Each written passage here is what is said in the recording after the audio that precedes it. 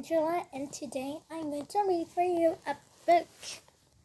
Actually, an online book called Let's Celebrate Thanksgiving Day by Barbara de Rubertis, illustrated by Thomas Sperling.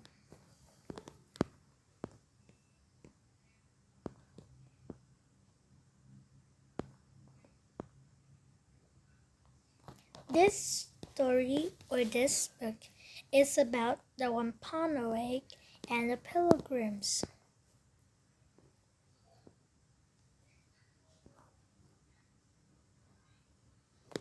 This is the pronunciation guide.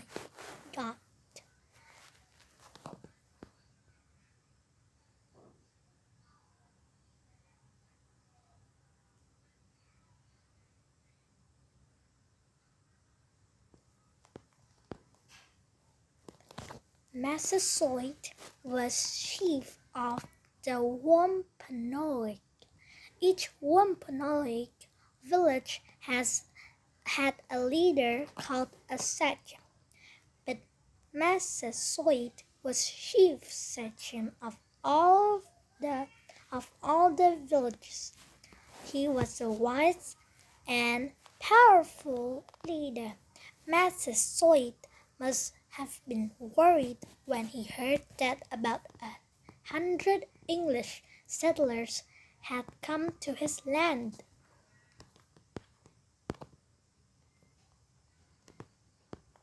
It was November of 1620 when these settlers first arrived on a ship called the Mayflower. The ship dropped anchor off the coast of land that is now part of the state of Massachusetts. Some of the people on board the ship were called pilgrims. They had come to this land to find freedom. Others who traveled with them were also hoping to find a better life. For weeks, the pilgrims searched for a good place to settle. One time, arrows were shot at them. They fired back with their muskets. No one was hurt, but everyone was worried.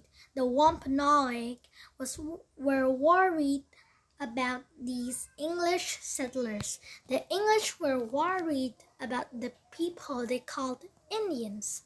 Finally, the pilgrims found a good harbor at the place named Plymouth on their map. After November came December. The season of winter began. Winter at Plymouth was black and white. It was dark and damp and cold.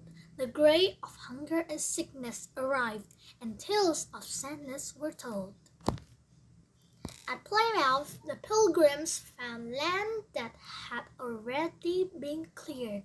They did not know that the land had once been a Wampanoag village called Patuxet.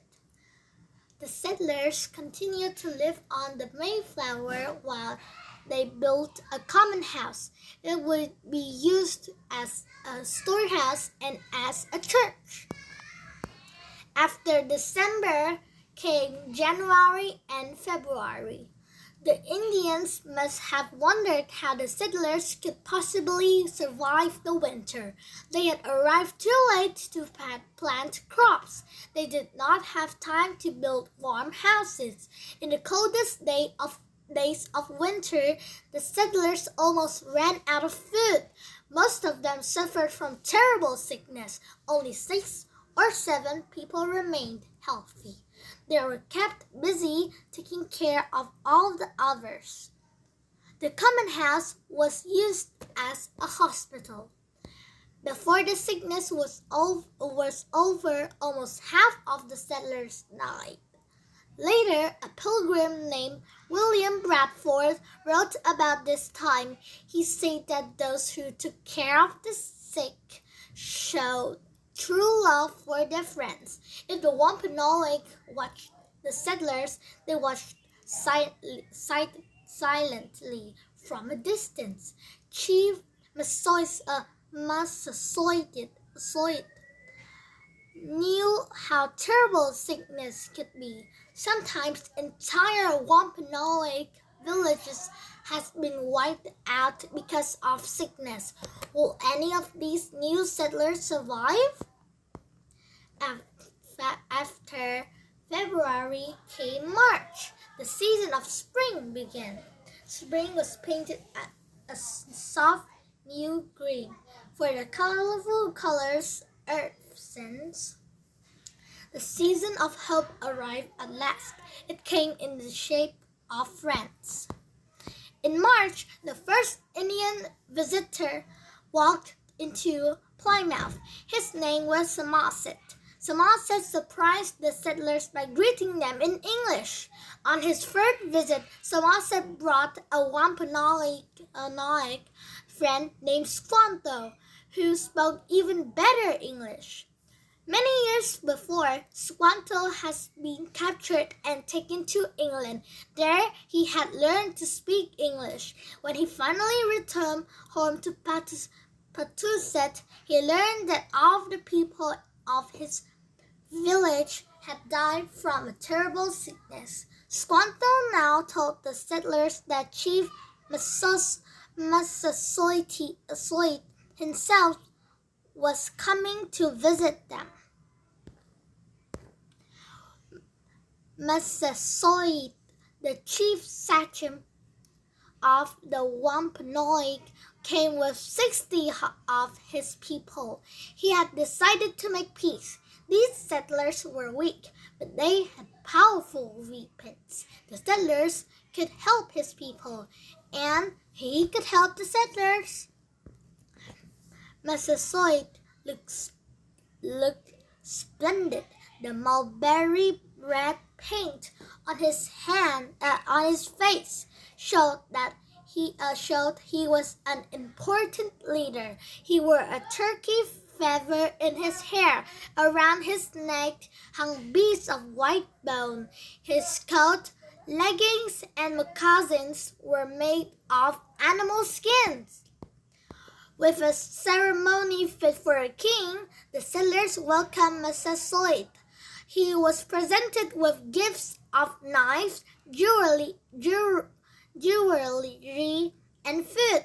Then he was led to an unfinished house. Quickly, a rug and cushions were laid on the floor. Drums rolled, trumpets sounded. 6 men saluted with their muskets. The Pilgrim leader, Governor John Carver, entered. He bowed to kiss Massasoit's hand. Massasoit then did the same. Chief Massasoit and Governor Carver made a peace treaty that lasted more than 50 years. Sadly, some later European settlers were not as respectful of the Indians they met. A pilgrim later wrote that Massasoit was truly a great chief. He ruled by reason, not force. He always told the truth, and his word could be trusted. This is the meeting of Massasoit and Governor Carver.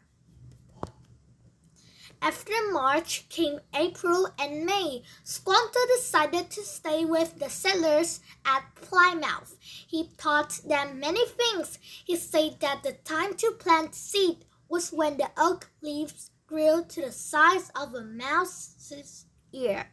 He showed the settlers how to plant Indian corn. Fish, he said, should be planted with the seed. The fish will help the corn grow tall and strong. Beans could also be planted in the same hole. Their vines would climb up the corn stalks, and pumpkins could grow on the ground below. The Wampanoag called corn, beans, and squash the Three Sisters. During that spring of peace and hope, a sad event also happened. Governor Carver died. The settler chose William Bradford as their new governor. The people of Plymouth must have thought he was a good governor. They elected him 30 more times. After May came June, July, and August. The season of summer had arrived. Summer brought Plymouth skies of blue, lit by a yellow sun. The children picked bright red berries and plums where the long day's work was done. Squanto also taught the settlers other things: to catch fish, to hunt deer with bow and arrow, to dig clams and eels out of the mud, to tap maple trees for sap, to make syrup and sugar, to know which plants were food, which were poison, and which were medicine. The settlers worked in their fields. They finished 7 houses built with pine, boards, and thatched roofs. They made beds, benches, stools, and tables. They dipped candles and made soap. The children worked just as hard as their parents. But on Sundays, the pilgrims neither worked nor played. They went to the church. After August came September and October. It was now the season of autumn. Autumn was russet and gold and brown, like the ripening field of corn. Ripening fields of corn. The Indians and settlers were helping each other, and a shared Thanksgiving was born. Finally, the last of the harvest was brought in. The seed brought from England had done poorly, but the Indian corn harvest was excellent. The settlers would have plenty of food for the coming winter. Governor Bradford decided it was a good time for a celebration. They would have a Thanksgiving festival at Plymouth. Chief Massasoit, of course, would be invited. The settlers were very grateful to him and all of the Wampanoag people. Chief Massasoit certainly would have understood why the settlers want to have a Thanksgiving festival. The Wampanoag also had festivals to give thanks for a good harvest. During their harvest festivals, the Wampanoag feasted, danced, held contests, and played games. They also gave part of what they had to the poor, and they gave something back to the earth. They believed that people cannot just take without giving. Preparation for the Thanksgiving feast took many days. The men went hunting for geese, ducks, and turkeys.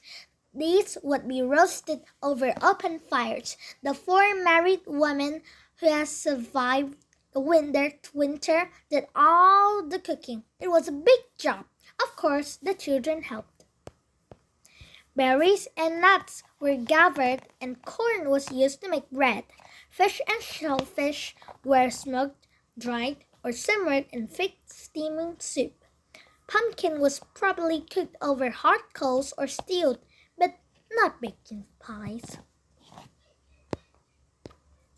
Chief Massasoit arrived for Thanksgiving at Plymouth with 90 of his people. Fortunately, they also brought 5 deer as a gift.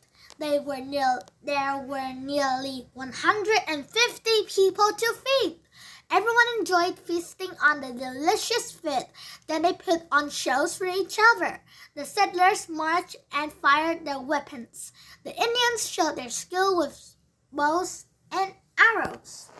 They also had contests and played games. The Indians and pilgrims were surprised to discover that many of the games were similar. Everyone was having such a good time that the festival lasted for 3 days. Today, almost 400 years later, we remember that festival when we celebrate Thanksgiving Day. A year with 12 months and 4 seasons had passed for settlers at Plymouth. The Indians and Pilgrims were different, it's true. They were also very much the same, with talking and sharing, with helping and caring. First peace, then friendship came. Chief Massasoit probably wondered what the future would hold. But for now, the Wampanoag and the Pilgrims had made peace and they were friends.